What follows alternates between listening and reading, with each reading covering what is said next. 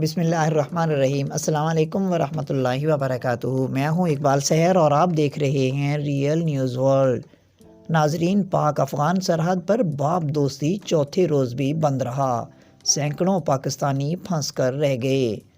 اطلاعات کے مطابق چمن میں باب دوستی پر افغان حدود سے فائرنگ کے واقعے کے بعد سے پاک افغان بارڈر پر باب دوستی چوتھے روز بھی ہر قسم کی آمد و رفت کے لیے بند رہی۔ افغانستان میں پھنسے 9,500 پاکستانی گزشتہ روز وطن واپس آ گئے تھے، جبکہ سرحد پار 2,000 سے زائد پاکستانی ابھی بھی پھنسے ہوئے ہیں، جن کے پاس شناختی کارڈ موجود نہیں۔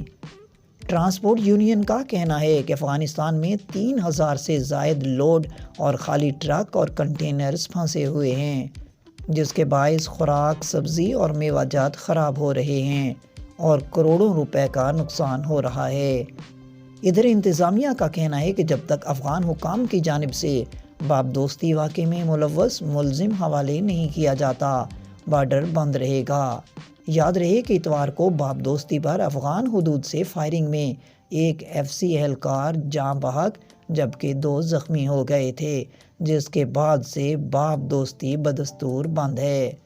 ادھر دوسری طرف افغانستان کے حکام نے اس واقعے پر افسوس کا اظہار کیا ہے۔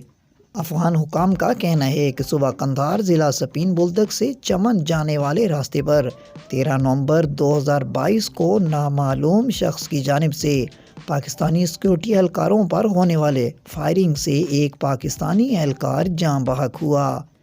امارت اسلامیہ مذکورہ واقعے پر افسوس کا اظہار کرتی ہے اور واقعہ کی تحقیق اور مجرموں کی تلاش کے لیے ایک اعلیٰ تحقیقاتی کمیٹی منتخب کی ہے، جس نے تحقیقات شروع کر دی ہیں۔ امارت اسلامیہ افغانستان کے ترجمان ذبیح اللہ مجاہد کا کہنا ہے، امارت اسلامیہ کے سیکورٹی ادارے کوشش کر رہے ہیں کہ آئندہ اس طرح واقعات کی روک تھام پر فوری توجہ دی جائے۔ مزید اپڈیٹ کے لیے ہمارے ساتھ وابستہ رہیں۔ اگر آپ نے ہمارے چینل کو سبسکرائب نہیں کیا تو پلیز کر دیجئے اور بیل آئیکن کو پریس کرنا مت بھولیے تاکہ ہماری نئی ویڈیو کا نوٹیفیکیشن بر وقت آپ تک پہنچ سکے۔ کامنٹ باکس میں اپنے خیالات کا اظہار کیجئے۔